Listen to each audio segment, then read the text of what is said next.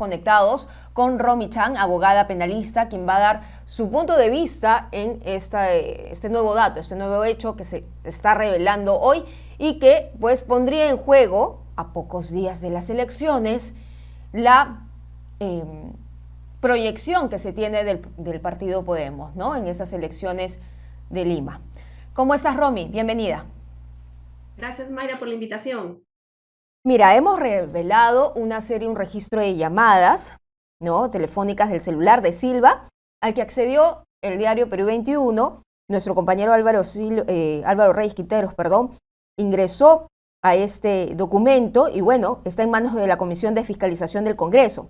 Eso confirmaría el acercamiento entonces de un sector del Congreso, específicamente del partido Podemos, con el prófugo Juan Silva, que además está siendo investigado por otorgar ilícitamente obras, ¿no? Eso es una investigación de la Fiscalía de la Nación. ¿Qué delitos se podrían configurar en este asunto y cómo podría impactar también el proceso electoral? Porque estamos hablando de una persona que está siendo cuestionada por tener comunicaciones. ¿Qué clase de comunicaciones habrán tenido, no? Así es, y justo ese es el punto. ¿Qué tipo de comunicaciones pueden haber tenido que podrían dar lugar a diferentes delitos? Aquí, para empezar, yo creo que esta cercanía, estos nexos, ¿no es cierto?, definitivamente podrían dar lugar para realizar una investigación en torno al posible delito de organización criminal que ya viene teniendo el Ministerio Público en sus manos.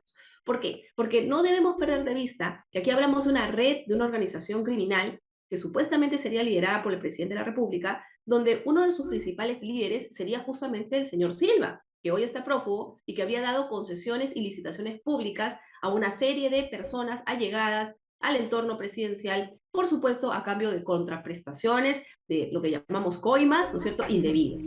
Si el señor Luna también ha sido parte de esta red y también de alguna forma se ha visto beneficiado él o sus empresas a partir de algún tipo de licitación, algún tipo de obra pública en la que pudiera haber participado o algún tipo de beneficio, ¿no?, a cambio del pago de un monto indebido de dinero, lo que llamamos una coima, también podría ser incorporado dentro de esta organización criminal y por tanto dentro de la investigación penal, ¿no? Y a este delito, ojo, se le podrían sumar, dependiendo de lo que se descubra, una serie de otros delitos, como es colusión, acuerdo entre particulares para ganar obras públicas a costa de la plata de las y los peruanos, 15 años de cárcel, ¿sí?, negociación incompatible, que también es un delito que sanciona al funcionario que va contra los intereses del Estado, y por supuesto, actos de corrupción, que también tienen una pena de hasta 8 años de cárcel. Esto preocupa mucho porque ya el 2 de octubre son las elecciones y Podemos es uno de los partidos que se encuentra, según las encuestas, ¿no?, lo que habíamos visto, entre los primeros lugares, si no es el primer lugar.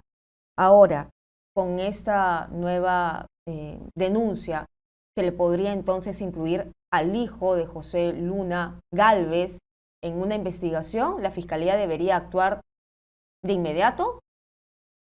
Yo creo que sí, porque va a correr la misma suerte que todas las personas que están vinculadas con cargos públicos y que han tenido contacto con el señor Silva, porque el Ministerio Público tiene fuertes elementos para pensar que él sí era, pues, de alguna manera la bisagra, ¿no?, que permitía acceder a los empresarios, a los particulares, a algunos beneficios y gollerías en el Estado, ¿no?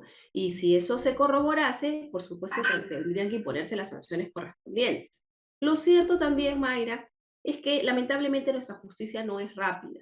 Y como vamos viendo, evolucionan los otros procesos de corrupción de funcionarios, lo más probable es que una investigación por este delito no culmine antes del mandato de alcaldes, ¿no?, que se viene en estas elecciones, ¿no?, y que probablemente termine incluso después, ¿no? Pero bueno, sí sería terrible tenerlo investigado porque, como bien sabemos, un funcionario público requiere prestar toda su concentración para el servicio de la comunidad, para el servicio de la función pública. Y eso es muy difícil hacerlo cuando tenemos investigaciones penales de esta naturaleza en trámite. Hay otra pregunta que también te quiero hacer y es que no hemos conversado contigo sobre la FAP y los vuelos, ¿no? Esos vuelos que se han registrado, que se vio en un reportaje del Centro Liber, donde incluso se consigna a Lay Vázquez. La excusa de los abogados era que en realidad no era Fray Vázquez, sino Johnny Vázquez Castillo. Pero hay bastante diferencia, ¿no? Dice, es un error ortográfico. Hay bastante diferencia entre Johnny y Lay. Y además, cuando se consigna también el DNI, este no figura en el RENIEC. Entonces, ¿qué opinas tú de este caso en particular, que podría abrirse una 7ª carpeta de investigación si es que así lo requiriese la Fiscalía? Muy singular, Mayra, porque no solo hay un error en el nombre, también hay un error en el dígito del DNI, ¿no? Qué coincidencia, dos errores simultáneos y curiosamente vinculados a este sobrino prófugo, ¿no? Pero fíjate, independientemente de que se demuestre o no que este sobrino prófugo iba o no en el avión presidencial, que por supuesto eso configuraría el delito de encubrimiento, lo cierto es que con esto yo creo que se ha develado algo que es peor todavía y que de hecho se sanciona con una pena más grave que la del delito de encubrimiento, que es el mal uso de los recursos públicos. Utilizar un bien del Estado para un beneficio personal, para trasladar a mi entorno personal, a mis sobrinos, a mi familia, sin ningún tipo de justificación. Y respecto a actividades que no son actividades del Estado, actividades oficiales, es lo que en el Perú se llama delito de peculado. Peculado de uso, estoy hurtándole, estoy aprovechándome, utilizando o usando bienes del Estado para mi beneficio personal. Y eso, Mayra, son 8 años de cárcel. Y ahí el presidente de la República sería quien directamente tendría la responsabilidad penal, lo cual abriría una nueva investigación, sí o sí, en su contra. Claro, porque ya tenemos el presidente del exministro de Defensa, Gavidia, que a él también se le abrió una investigación y con ese mismo rigor la Fiscalía tendría que también seguirle los pasos al presidente, porque no estamos hablando de familiares directos, estamos hablando de sobrinos y no es una vez, son varios vuelos a diferentes partes del país. Entonces, ¿por qué crees tú que la Fiscalía hasta el momento se está tardando? Porque hay muchas cuestiones, dicen que la Fiscalía se está tardando demasiado en abrir una investigación. ¿Qué crees tú que puede estar pasando? Yo creo que la Fiscalía primero está preocupada por ver cómo va a hacer para continuar con las investigaciones que ya tiene abiertas contra el presidente Castillo. Porque aquí, recordemos, estamos un poquito entrampados, ¿no? Frente a un vacío que existe en las normas, lo que llamamos un vacío legal. El artículo 117 de la Constitución dice que al presidente solo se le puede acusar por una lista muy cerrada de delitos, entre los que están traición a la patria, impedir elecciones y cosas similares muy, muy políticas, ¿no? Pero la pregunta es, ¿y qué pasa con los otros delitos? ¿Qué pasa, por ejemplo, con esta organización criminal? ¿Qué pasa con actos de peculado, con actos de corrupción, actos de encubrimiento? O sea, ¿qué va a pasar con todo eso? Y ahí la fiscal va a tener que tomar una opción, va a tener que hacer una interpretación de las normas y de nuestras instituciones para tomar una decisión.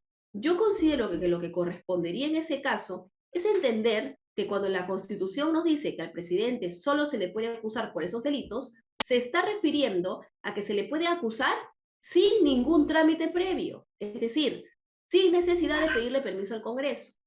Por lo que de esa misma norma se podría interpretar que para todos los otros delitos se le puede acusar, pero con el permiso del Congreso.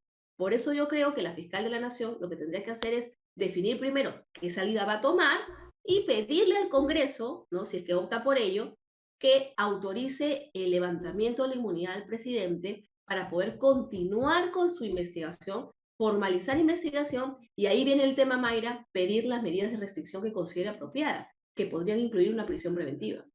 Claro, pero otros también dicen, mira, no creo que esto pueda suceder, entonces tenemos que evaluar una suspensión temporal de las funciones del presidente de la República. Y aún así, con las funciones suspendidas, recién ahí se podría tomar otras medidas restrictivas. ¿Cuál es lo más conveniente?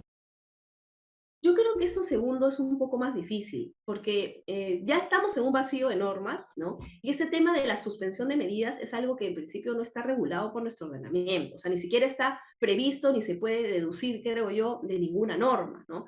Entonces, estamos hablando pues de quitarle derechos a una figura, que es la figura presidencial, y además de un precedente que podría traer también consecuencias nefastas a futuro. O sea, estaríamos diciendo que la Fiscalía de la Nación le puede pedir al Poder Judicial que suspenda los derechos del presidente. Se rompería con esa interpretación la lógica de la separación de poderes, de la separación o división que debe existir entre poder ejecutivo, judicial y legislativo. O sea, entre presidente de la República, Congreso de la República y Corte Suprema o Poder Judicial, ¿no? Entonces, Si se rompe eso, estaríamos pues dejando que finalmente el Poder Judicial decida quién es o no es presidente de la República, y eso me parece peligroso, ¿no? Por eso Ujú. creo que no va a ser una salida que probablemente siga el Ministerio Público, ¿no? Y creo que en el marco de esta ausencia, pues, de normas, ¿no?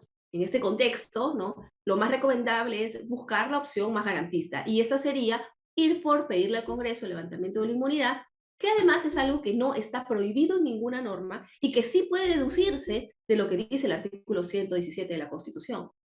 Muy bien, Romy, muchísimas gracias por estar con nosotros aquí en Perú 21 TV. Te agradezco por tu presencia. Ojalá te tengamos más seguido, si es que da el tiempo. Muchas gracias. Gracias a ti.